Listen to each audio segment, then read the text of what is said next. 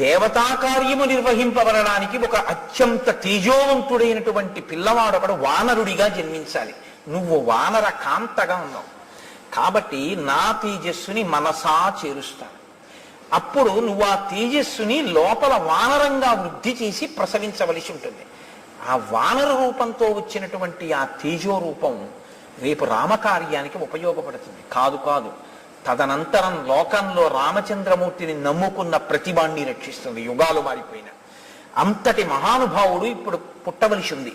వీర్యవాన్ బుద్ధి సంపన్న తవ పుత్రో భవిష్యతి, మహాసత్వో మహాతేజ మహాబల పరాక్రమ, లంఘనే ప్లవనే చైవ భవిష్యతి మయా సమః. భవిష్యత్తులో నాతో సమానమైనటువంటి వేగం ఉన్నవాడు, నాతో సమానమైనటువంటి లంఘన శక్తి కలిగిన వాడు, అంటే దూక కలిగినటువంటి వాడు, అంతటి బుద్ధి పరాక్రమాలు ఉన్నటువంటి వాడు